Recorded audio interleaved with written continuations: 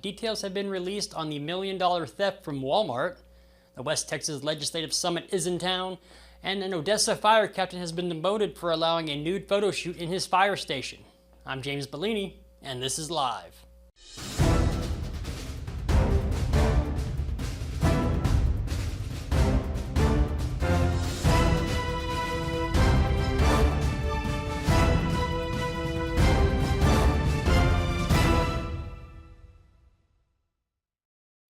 We'll get to the news in a minute, but first, a quick message from Mammoth Roofing.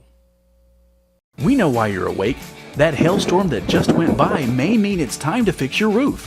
Mammoth Roofing offers a lifetime warranty and 12-month no-interest financing. Call Mammoth Roofing today.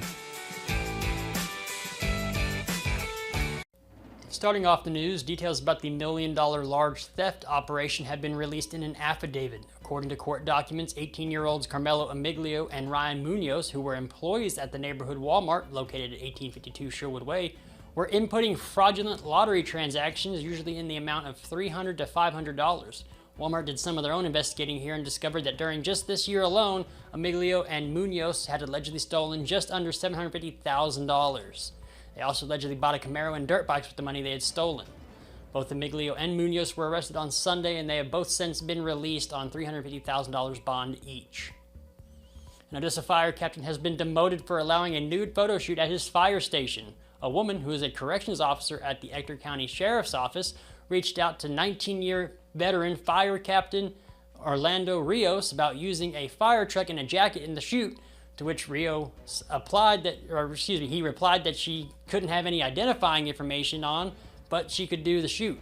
The one apparently posed completely nude, laying on a fire truck and topless in firefighting gear. For allowing the shoot, Rios was given a 10-day unpaid leave and demoted to lieutenant. Have you downloaded the all-new San Angelo mobile app yet? It's free and it's the best app in the business. Download it off the Apple App Store or the Google Play Store to stay up to date with news in San Angelo. The new Casa Jalisco restaurant on Knickerbocker is officially serving San Angelo. Located at the old Crab location there at 3035 Knickerbocker Road, is the second Casa Jalisco restaurant in San Angelo, with the other one over on West Beauregard.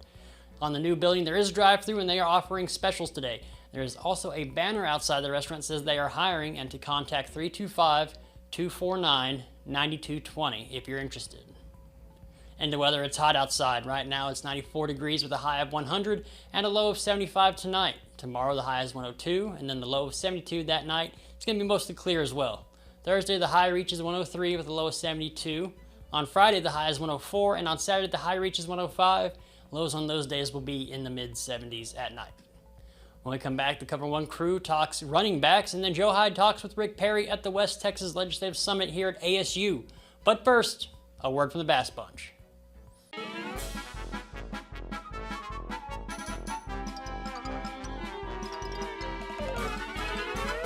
It's our giant tag sale. Right now, during our giant tag hail sale, you can get a brand new 2024 Ford Bronco Sport for just $25,999.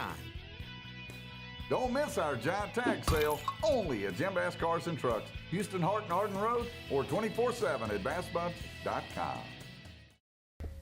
And this is our special edition of Cover One. I'm your host, James Bellini, with my co-hosts, Ryan Chadwick, and introducing our editor-in-chief and sports extraordinaire. You probably know him from the Standard Times, Paul Harris. How we doing, guys? Oh, doing great, man. Happy to be here. Moving on to the next day of our top 10 lists in the Concho Valley. How you feeling, Paul? Feeling good. Ready for football to get here. I know we got I think that's backs. Everybody. I know, Paul. You said that you've been working on this for a long time. You doing your homework on these guys. And we had quarterbacks yesterday. Now we have running backs. Do you want to just start with probably the top running back in the area, Paul? Sure. Yeah, I've got Mason Sutton-Celerio as my top back. He kind of checks all the boxes. He had 1,100 rushing yards last year, and he brings back his entire offensive line in front of him. He won a bronze medal in the 200-meter dash at the state track meet, so he's got serious speed, and he was even honorable mention All-State as a linebacker. So this dude's just a football player, and he seems poised for a huge year. Well, not to mention, Paul, he's got every single one of his offensive linemen coming back this year on that roster, right? So And his quarterback. it's going to be a little bit easier for him to run through those holes with guys with experience like that. So he's going to be pretty good. But the question is, we know they're making the playoffs. What do they do when they get up against Ganado, who returned a lot of their team? That's going to be the question. But actually, let's just stick with that Week 1 matchup of Mason. Chadwick, you want to talk about Wall's running back? Oh, yeah. So we got a couple guys coming back. Wall does a little bit of a running back by committee situation. Not so much as in the past, as they're not going to be running that wing T triple option anymore, but a little bit more of the spread. But the guy we are looking at and looking forward to watching most is Hagen Barbie, especially ever since Luke Kemp said he's going to be sitting this one out. Gunnar Dillard said he's going to be sitting this season out. We're going to have guys like Barbie stepping up to create some of the production inside. Now, this is another guy who's really good at baseball and really good at track. I would even argue he's even better at track than he is at baseball. He's fast. Because he is fast. He's one of Wall's 100-meter dash guys. He's on the 4x1, and if he gets to the outside, you're not catching him, And he's got excellent quickness too. He's been pretty young. Like he's only a junior this year, but so we got to see a lot of him when he was a freshman and sophomore. But he's definitely gonna be one of what is end up going to be like a three-headed monster from Wall with some of their wide receiver core and seeing how good York or Caleb Braden is at quarterback. I know they also graduated Nathan Pepper, so that kind of opens up a spot for Barbie to take. I'm going to go to my alma mater and talk about Cristobal's Manuel Riojas. Returned a lot of his offensive line as well.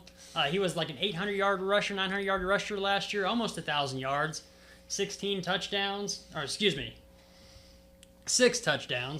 And he's probably going to break 1,000 yards this year. I think Cristobal's going to be better. I think the ground game's going to be really good because you do have Riojas coming back. You do have Ethan Bush outside to help take pressure off, and you can't really stack the box. Think of that quarterback situation figured out. I think Riojas is primed for a pretty good season. What do y'all think? Well, I think whoever the quarterback ends up being, Coach Otho said it last year, in small school, high school football, you don't really have a system you run. You kind of mold your system to fit the players that basically sign up to play for you. So I think there aren't any tryouts out there. Well, exactly. Yeah, I think they're going to continue to lean on that run game, and they got some big boys out there. They're going to be able to run the ball. What about you, Paul?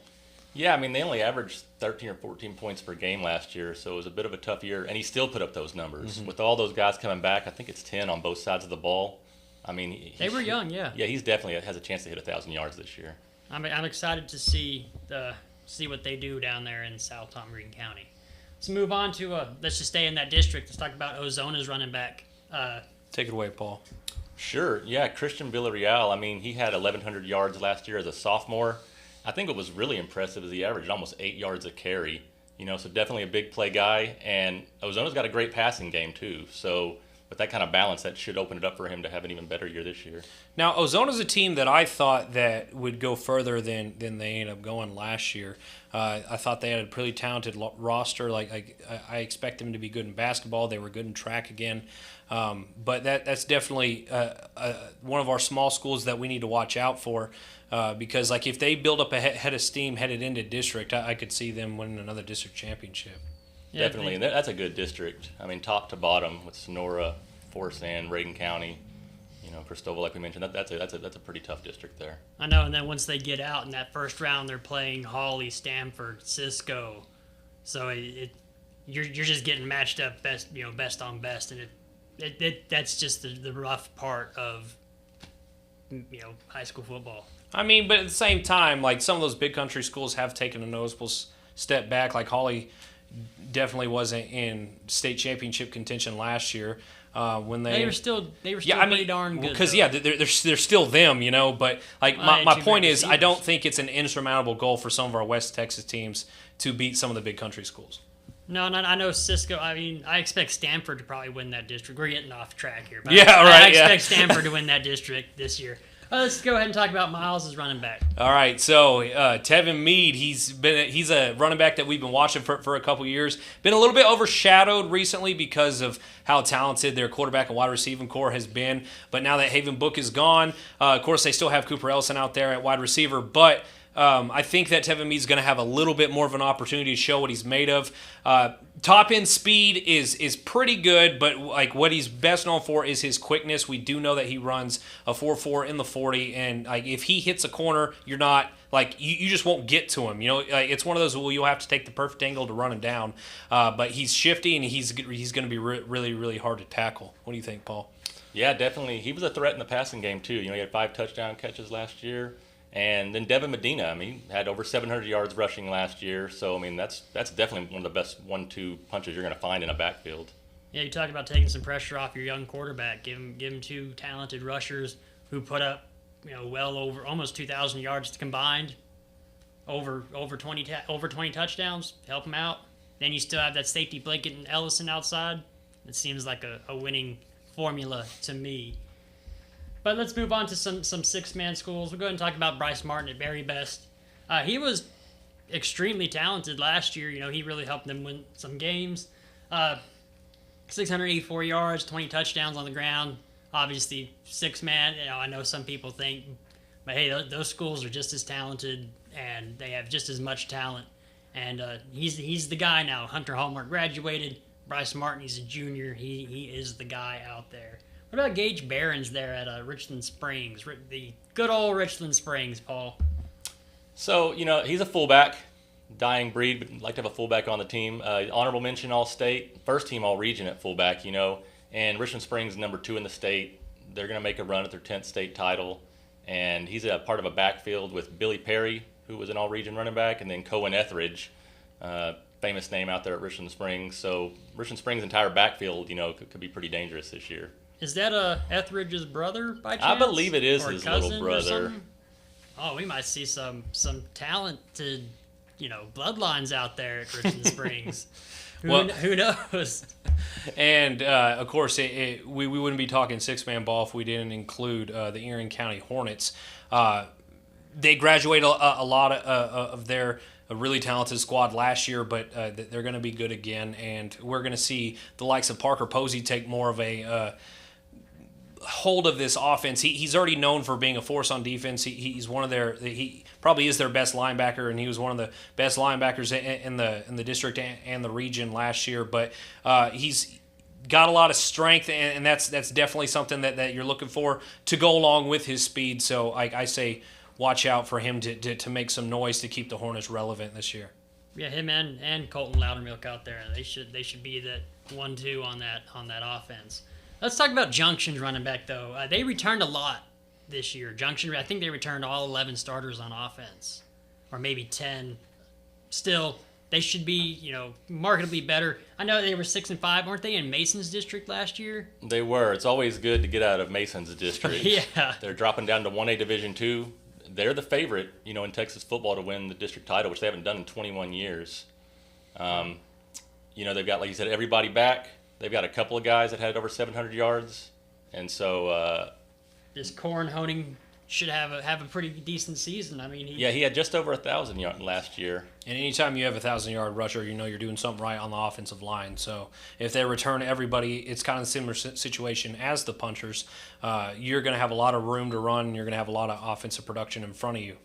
Yep. All right, and our Water Valley kid, Anthony Quintana. Heard a lot about this kid so far already before the season, before 2-a-days even starts. Last year, 11-man, kind of had a rough year, 2-7. Now they're back to 6-man. Everybody knows how powerful Water Valley was in the 6-man game a couple years back. Had over 800 yards rushing. We've heard a lot of good things about this kid so far. And then our area standouts are, Ivan McCann from Roscoe. Roscoe had a very talented squad last year. And Huston Stockton from Forsan, very talented running back. And talk about some of these other guys on here, Seth Turner and some of them guys. Well, of course, Sterling City is another one of those schools who is not going to be – they're dropping down to 6-man, right? No. Or are they staying 11-man still? Yeah, Sterling's still staying 11-man. Oh, okay. Well, anyway, Seth Turner, he's going to be another force. I don't know what their offense is going to look like. Of course, Coach Cisco departed the program, and so we have so many new coaches in our area this year that it's kind of hard to judge what some of these guys that we know what their offense is going to look like. But Seth Turner is going to be the guy down there, and I think that whatever offense they end up running, he's going to be the one with the biggest production. All right, Paul, anything you want to add before we close out? No, I guess that's about it. Just looking forward to football. You know, as far as Central and Lakeview, you know, they've both got some talented guys that potentially could end up among some of the best backs in our area, you know. Well, and the hard thing about the Central and the Lakeview guys is they had, I think, 5 senior running backs in between them last year, Right. and they graduated all of them, you know. And especially with, Coach Guevara is probably going to run a similar offense to what he ran last year, but especially with Coach Martin coming in at Central. Smith. Martin, I'm so sorry. He's one of their defensive coaches. Coach Mark Smith coming in at Central. It's just another one of those situations. We don't know what their running back's going to look like, but we do know that Central likes to run the ball as much as they like to throw it. So kind of a running back by committee scenario as it was last year. So. All right, and you can read all about the top running backs in the area in the Concho Valley by going to sanjolive.com and clicking on Paul Harris's article. Tomorrow, wide receivers? That's right. Wide receivers? Top 10 receivers tomorrow. All right, I think I know who's going to be number 1 on that list. I think we all know who's going to be number 1 on that list. And then probably number 2. But we get to that tomorrow. Thank you for tuning in, and stay tuned for receivers tomorrow. We'll see you later.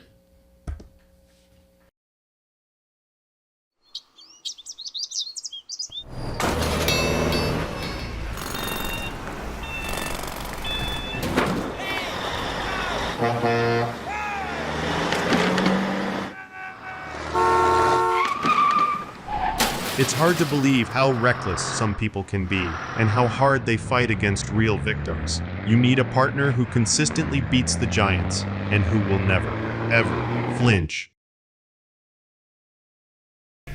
Oh, welcome to the show. I'm Joe Hyde. I'm with Governor Rick Perry. Were you the longest serving governor? So far. 14 years and a few days. Anyway, Governor Perry and I share the same ring. And so I decided, since we have a lot of Aggies in San Angelo, I'd start it off with a good, Aggie question. Your classmate, John Sharp, has announced that he's going to step down. Who's going to replace him? Yeah, I asked John to come. Interesting story here. I asked John to come be the chancellor, I want to say like in 08, 09, and he couldn't because he had a financial responsibility with the company he was working for. And then I came back in 2012 after we had an opening at the chancellor, and he said, yeah, he could. And and he's done a fabulous job.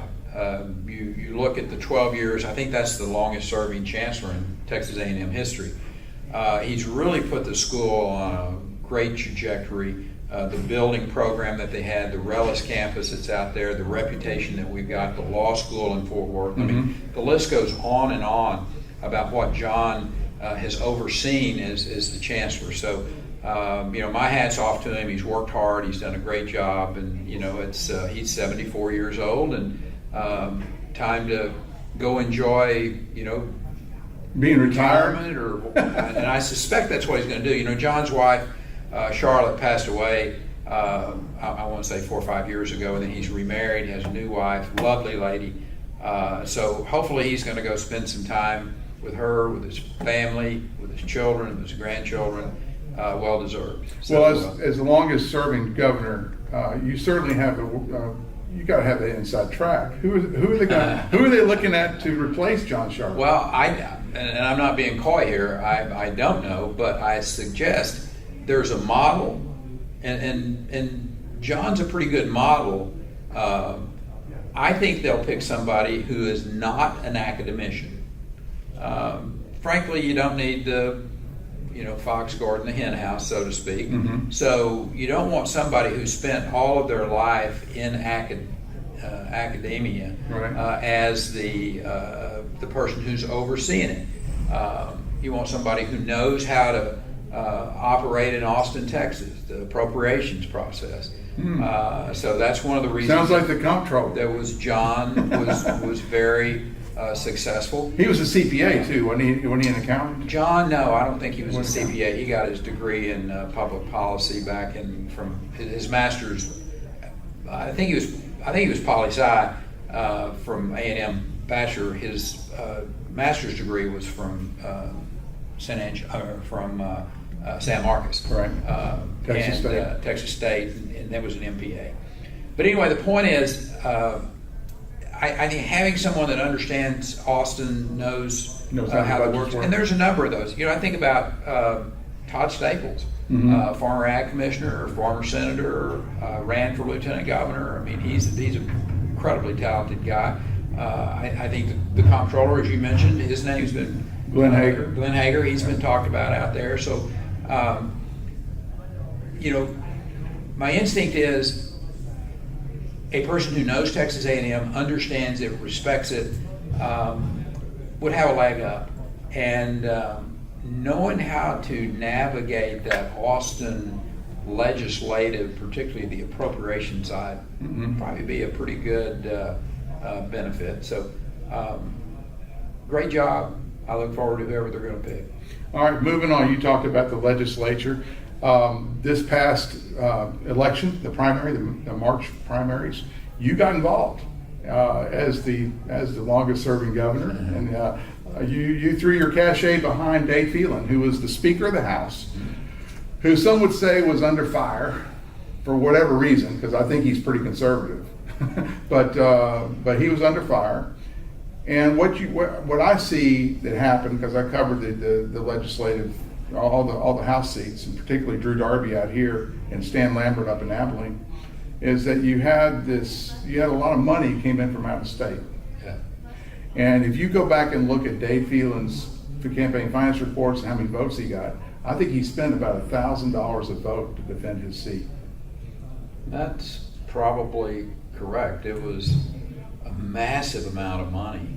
And in some cases, I would suggest to you almost all of the money came from out of his legislative district, and a lot of it even from out of state. So it's always been a bit of an irritant to me to have people from, in this case, Pennsylvania, right, or from Utah. Yeah, or even from outside of your legislative district. And I want to go back to something you said that is a truth.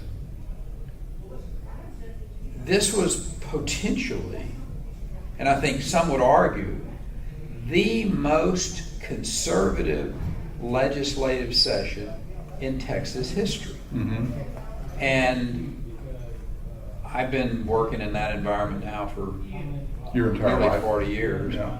And I know the process pretty well.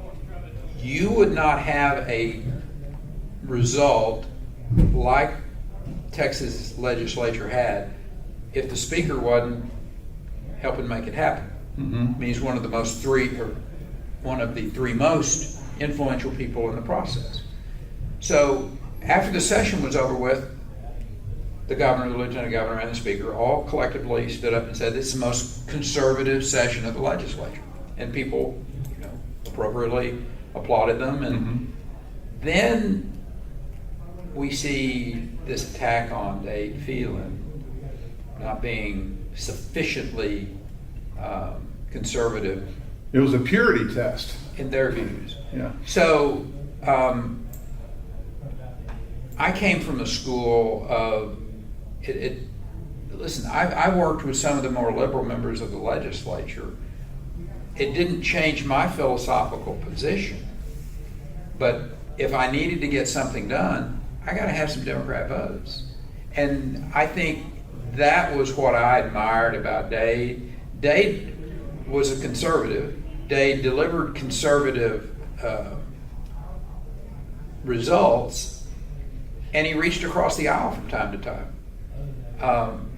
People that would stand up and say, we're going to have a litmus test, and if you're going to be the speaker, you cannot put a Democrat as a chairman. I don't agree with that. Because, what? 45% of the legislature are Democrats. They represent their districts. Then why wouldn't you ask some Democrats to be chairman? They have Democrat chairman in the Senate.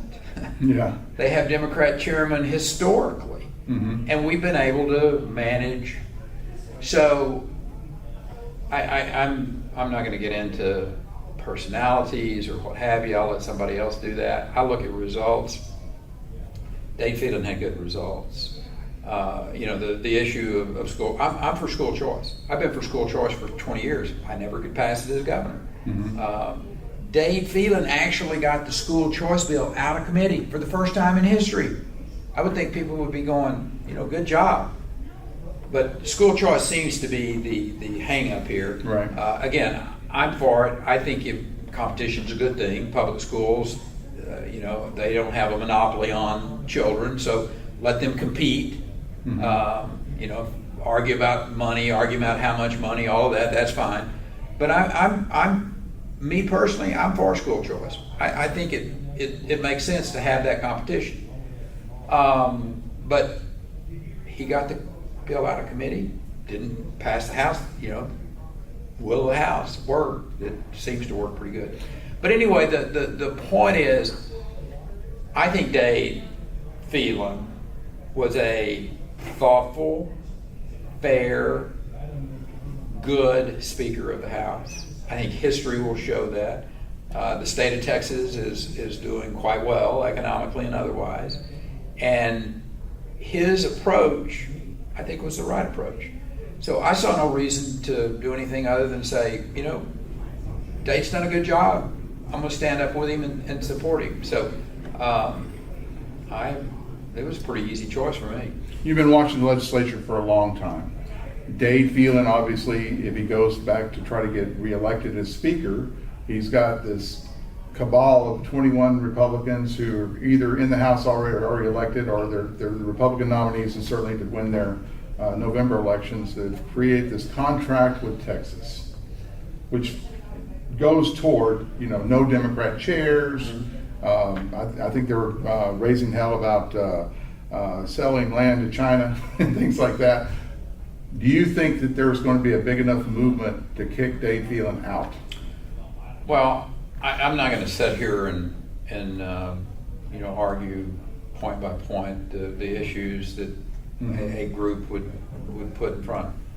I would tell you, having been the Secretary of Energy and having served on the National Security Council, having the state have some oversight on Chinese-owned land, I agree with that. I don't have a problem with that. Right.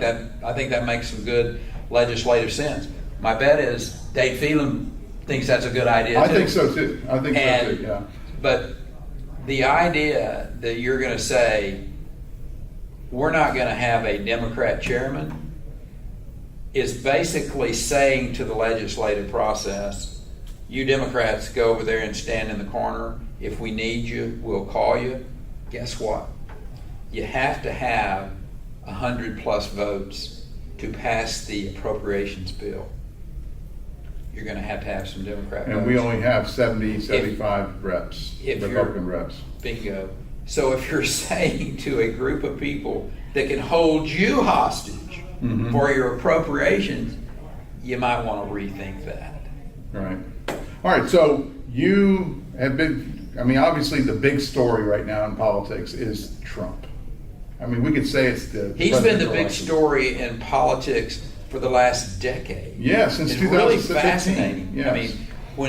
From the moment he walked down that elevator, and I was still running for president the second time in 2015. Right. And when he walked down the elevator, I was kind of like, he didn't have a chance. Right. That's how bad I missed it. And I saw an individual, and still think this, I think he's one of the most talented political figures I've ever been around in my life. This guy can read the room, so to speak. He can understand what the people want as well as any single politician in American history. Now, do I always agree with him? No. We've had things that we didn't agree upon. I mean, I said some pretty nasty stuff about him in 2015. I wanted to see, can I nick this guy? Can I make him bleed? And I couldn't. Does he take the oxygen out of the room? Absolutely. I mean, he's bigger than life. Fascinating guy, and frankly, one-on-one, one of the smartest people I've ever dealt with. Really? Oh, he is very, very smart. He is a brilliant man. Does he grade people? Does he say stuff on purpose to spin people up? Absolutely, he does. But what's his result? We talked a little bit earlier about I'm a results guy. Mm-hmm. The process is the process, right. but I'm a results person. The results that Donald Trump got as president of the United States were stunningly good. And here's what I tell people. I've got friends who go, he wears me out. He makes me mad. He irritates me. He says stuff that just, and I'm kind of like, I get it. But what's the result? And what's the team that he will bring to serve America? And if you can get people to, take your personal feelings and put them in your back pocket, what's better for America? As I look at this vice president who's now appearing to be the Democrats' choice, and her position on open border, her position on letting people come in here and doing away with any criminal charges for the way they came into this country and making them eligible for Medicare, making them eligible for Social Security, it basically bankrupts that system for the rest of it. But it also makes them eligible to vote. And there's nothing right about that. And I think, regardless of what your political background is, unless you want to see the American system disintegrate, if you think America is so bad that you just want to throw it out the window, that's where it appears defund the police, not supporting our police officers, setting up a fund to pay for the Black Lives Matter people that clearly were rioting in the streets and doing massive harm to not only police and law enforcement, but to private property. I mean, there's never been as clear a position, a clear choice between Kamala Harris and Donald Trump. If you want to see America move forward economically, from a national defense standpoint, from energy policy, Donald Trump. Right.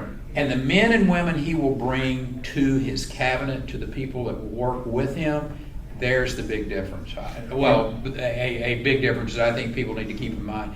She will bring the continuation of this crazy, woke, and quite frankly, not qualified group of people to meet diversity and inclusiveness and equity and the woke craziness that we see out of the Biden administration. Matter of fact, she'll even up the ante on that. So you were the energy secretary under Trump during his first administration. Obviously you had to work with him. You have meetings with him. Tell me what he's really like. Yeah. As I said to you, one of the smartest people I've ever been around in my life. Did he listen to people? Now that's sometimes not his best suit. Really? But if you know how to get his attention, there were times when I came in, I said, Mr. President, you need to really listen to me here because this is important. Right. And he'll stop and pay attention. Mm-hmm. If you're not strong enough personality, if you're not willing to do that, he might not pay attention to you. So my point is, you got to know how to work with him. He respects people that he finds to have strong opinions and will confront him. Mm-hmm. A lot of people are afraid of this. Is the president. He wants people to put it out there. This is the president of the United States. Mm-hmm. A lot of people are intimidated when they walk in. He's not only a physically imposing person, he's a mentally imposing person. Mm-hmm. And if you come ill-prepared, you probably won't get invited back. All right.